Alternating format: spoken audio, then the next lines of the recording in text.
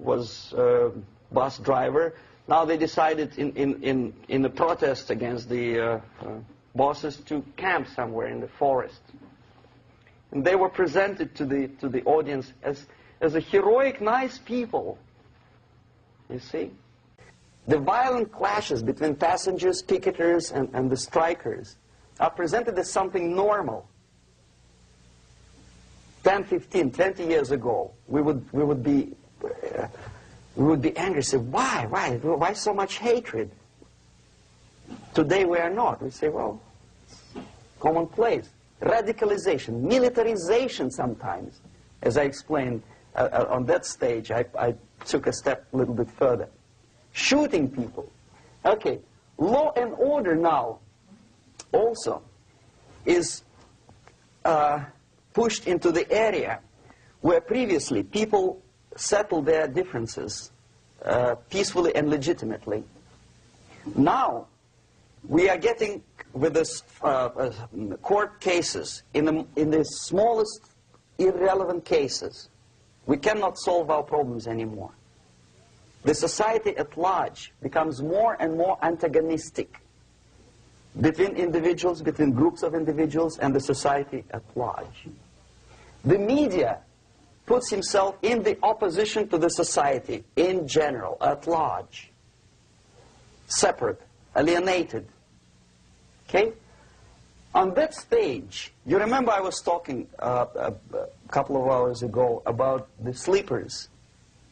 That's when the students from, say, United States, if they are trained in Lumumba University, or developing nations, that's the students I was dealing with, are being sent back from the Soviet Union here.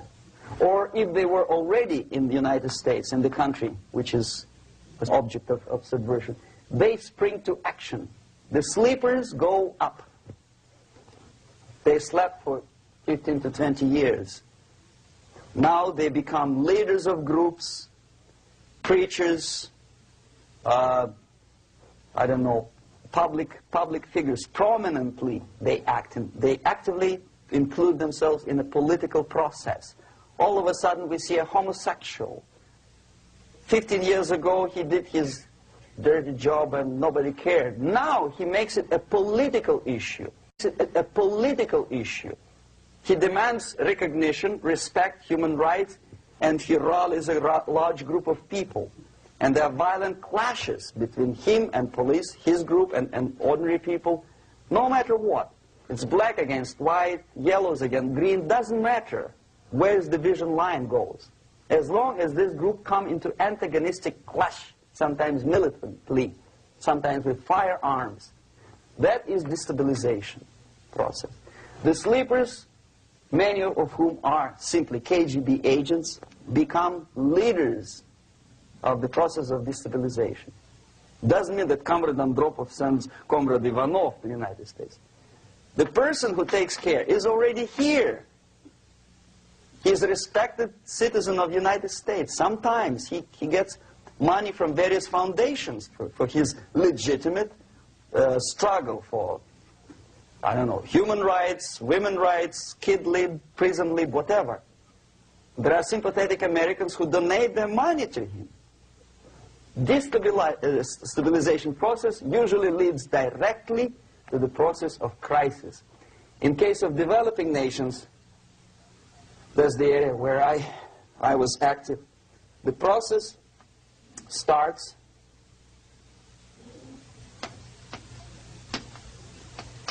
when the legitimate bodies of power, the social structure collapse. It cannot function anymore. So instead, we have artificial's body injected into society, such as non-elected committees. You remember I was talking about them here. Social workers who are not elected by people, media who are self-appointed rulers of your opinion, some strange groups which claim that they know how to lead society forward. They don't usually. All they care is how to collect donations and sell their own concocted ideology, mixture of religion and ideology. Here, we have all this artificial body claiming power. If the power is denied to them, they take it by force.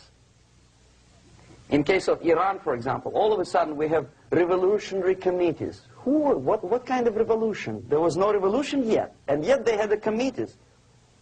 They were taking power of judgment. They had the power of execution, they had the power of legislation, and that they had the power of judicial.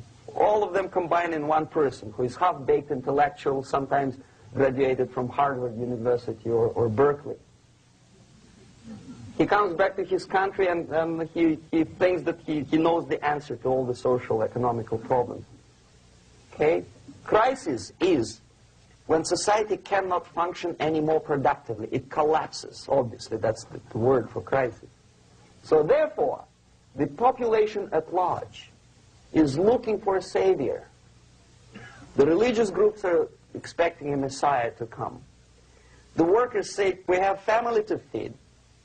Let's have a strong government, maybe socialist government, centralized. When somebody put the employers on their place and let us work. We are sick and tired of going to strike and missing overtime and all that stuff. We need some strong man, strong government, a leader, a savior is needed.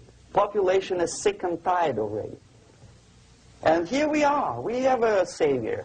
Either a foreign nation comes in, or the local group of leftists, Marxists, no matter what they call themselves, Sandinista, a reverend or some sort, Bishop Muzureva, like in Zimbabwe, doesn't matter.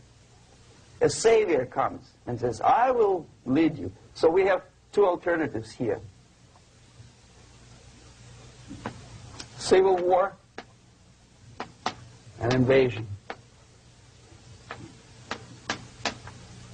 Okay? See how it goes? Civil war, we know what it is. Lebanon is the best example. The civil war, which was artificially implanted in Lebanon by injection of force of PLO, Palestinian Liberation Organization. Invasion we have in many other countries like Afghanistan, name any East European country, it was invaded by the Soviet army. But the result is the same. The next stage is normalization. Normalization is a very ironic word, of course. It is borrowed from 1968 situation in Czechoslovakia, when the Soviet propaganda and after them New York Times declared the country is normalized. The tanks moved into Prague, so there is no more Prague Spring, there is no more violence. Normalization. At that stage, the self-appointed rulers of the society don't need any revolution anymore. They don't need any radicalism anymore. So this is the reverse from destabilization. Basically, it is stabilizing the country by force. So all the sleepers and activists and social workers and liberals and homosexuals and professors and Marxists and Leninists are being eliminated physically sometimes. They've done their job already. Okay? They are not needed anymore. The new rulers need stability to exploit the nation, to exploit the country, to take advantages of the victory. Okay? So no more revolutionaries, please. And that's exactly what happens in a number of countries. You remember Bangladesh? This is the crisis in which I was instrumental. First they had Mujibur Rahman. In 1971, he was the leader of People's Party, Awami League, with mustache like Stalin. He was in Russia many times. In 5 years, he was shot by his former colleagues, Marxists. He fulfilled his function. In Afghanistan, it happened 3 times. First there was Taraki, then there was Amin, now there's Babrak Karmal. They killed each other successively, one after another. The moment he fulfills his duty, the first one demoralized country, the second destabilized, the third one brought it to crisis. Goodbye, comrades.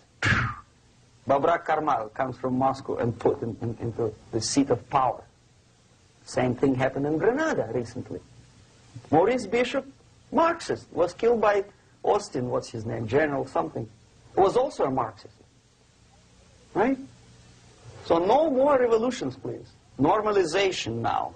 From now on, no more strikes, no more homosexuals, no more women lib, no more kid lib, no more lib, period. A good, solid, democratic, proletarian freedom. That's it. Now, to reverse this process takes enormous effort. When today, United States had to invade Grenada to reverse the process of subversion. Some people say, boy, this is not good, it's not kosher to invade the beautiful country, island of Grenada. Well, why didn't you stop the process here, when Grenada was just approached by leftists? Why not to prevent Maurice Bishop to come in power in the first place? Did Grenadians want him? Very questionable.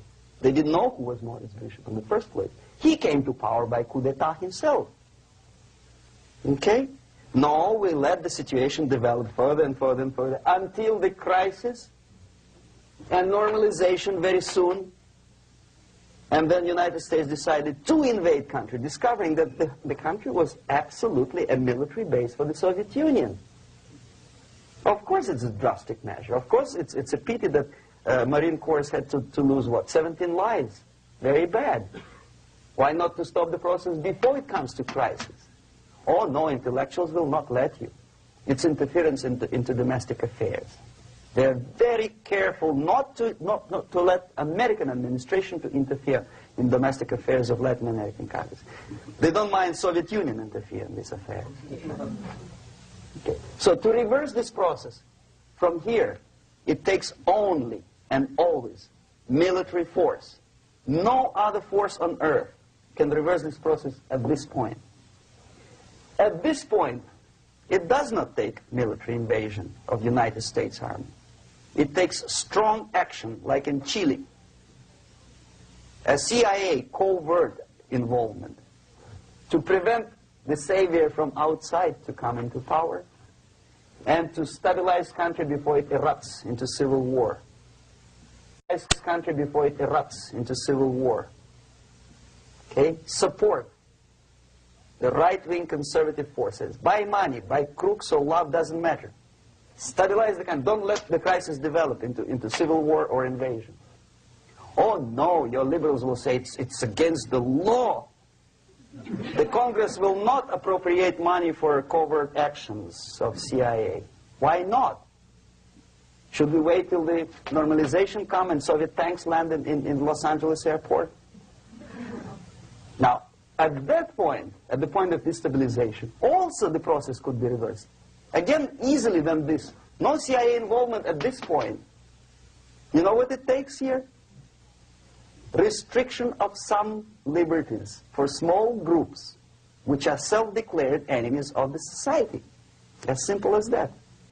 Oh no, the media and liberals will tell you this is against the American Constitution.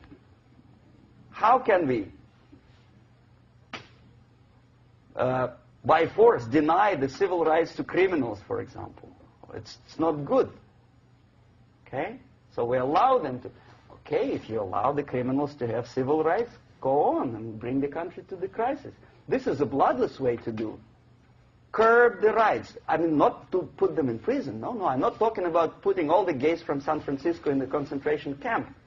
Do not allow them to take political force. Do not elect them to the seats of power, whether it is municipality level, state level, or federal level.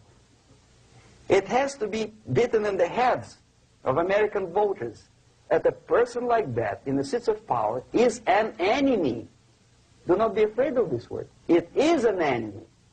If he is not an enemy here, he will be here. Later on, he will be shot, of course. But at this point, he is an enemy. Okay? You are doing great service by denying him a right to capitalize on his own crazy ideas and become a powerful man, a man who uses the seat of power restriction of certain freedoms and permissiveness at that point would prevent sliding into crisis and probably will return the process of destabilization. To curb unlimited power, monopolistic power of trade unions, here, at that point, would save economy from collapsing. To introduce a law to stop private companies of raping public opinion's mind in the direction of consumerism.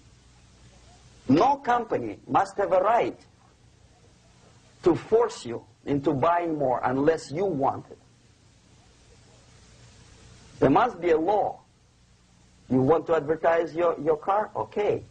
But not a single mentioning of buying it now and saving money.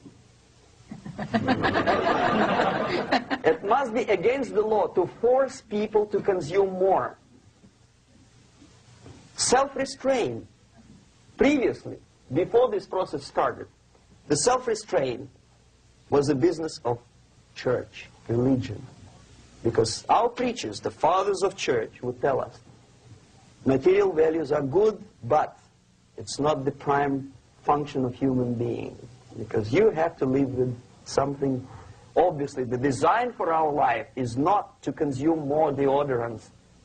There must be something greater.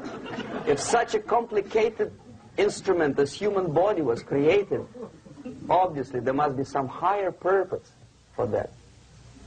And it's very easy to avoid destabilization by denying the greedy companies one little freedom, one little liberty, forcing you into turning yourself into processors of unwanted products and goods.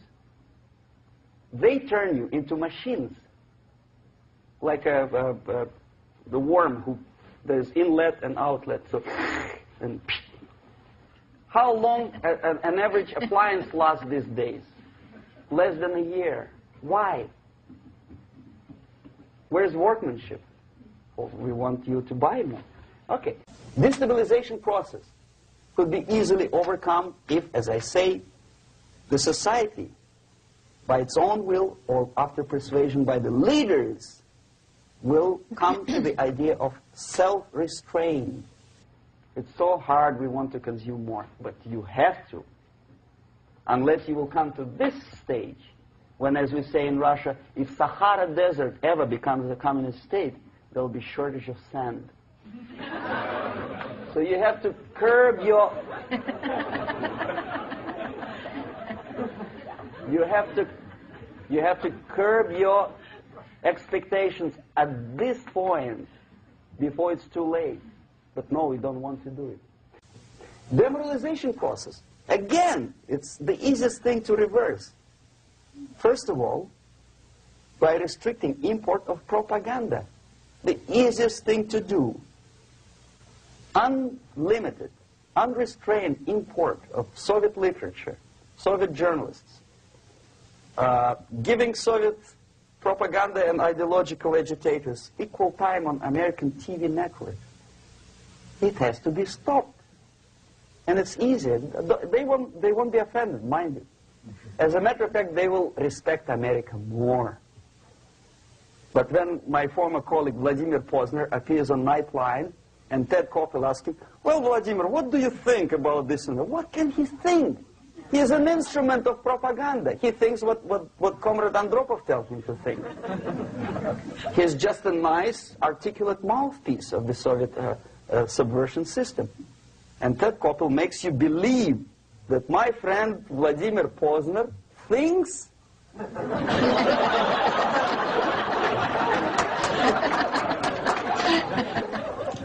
the process of demoralization may not have started at all if at that point the country, which is a recipient of subversion, actively, not violently, but actively, prevents importation of foreign ideology.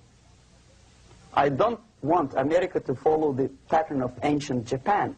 You don't have to shoot every foreigner when it approaches the sacred borders of the United States. But when he offers you a junk in the disguise of very shiny something, you have to tell him no. We have our own junk.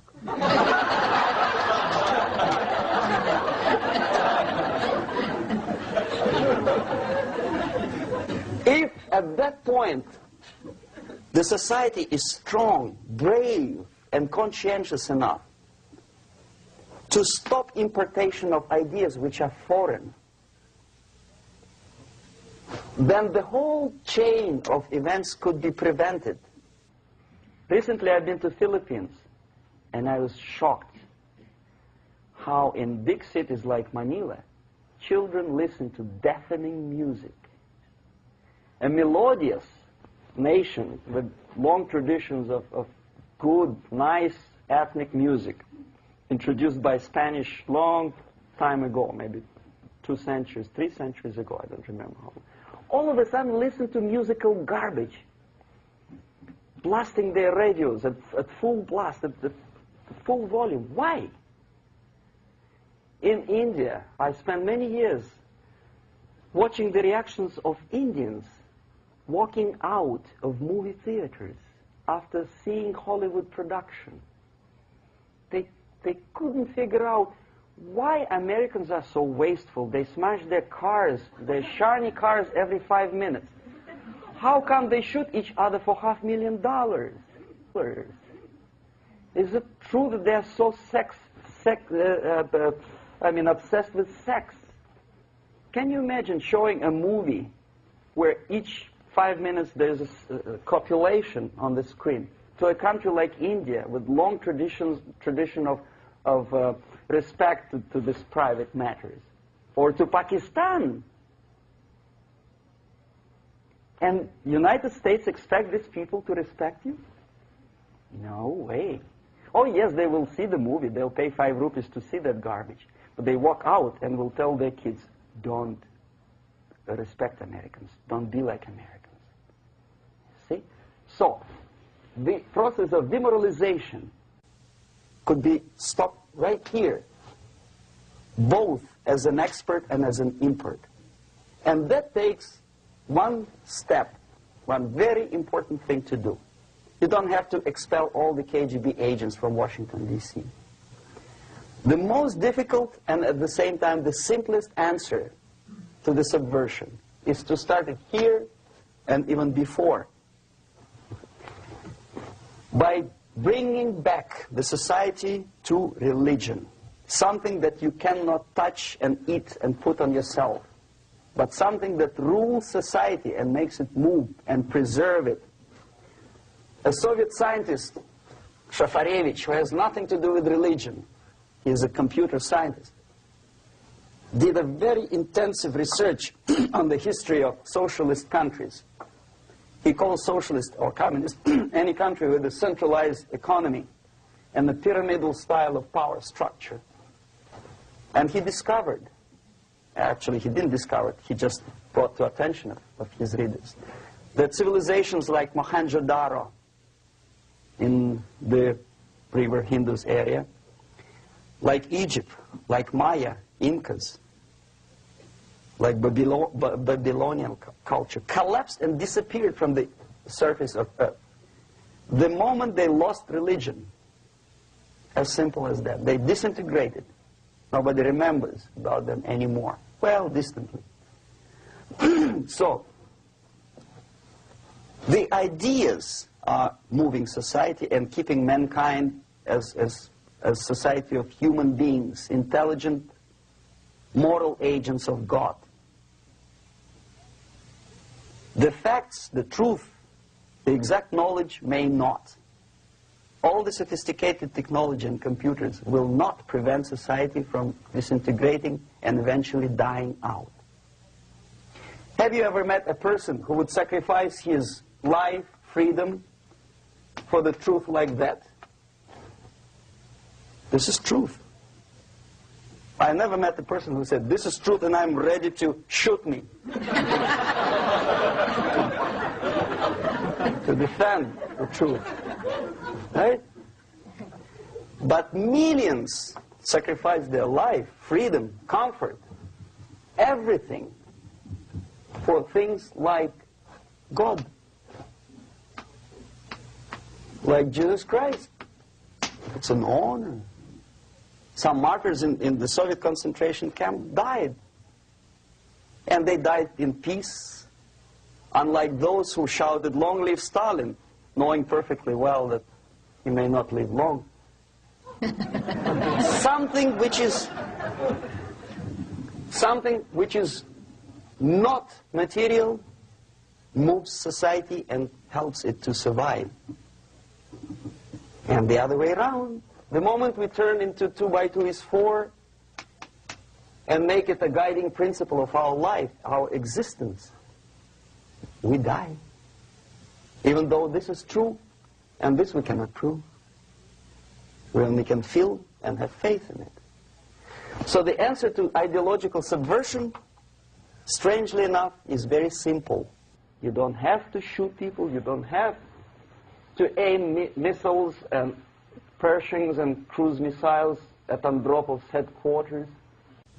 You simply have to have faith and prevent subversion.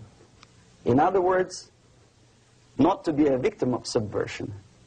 Don't try to be a person who in judo is trying to smash your enemy and being caught by your hand. Don't strike like that. Strike with the power of your spirit and moral superiority. If you don't have that power, it's high time to develop it. And that's the only answer.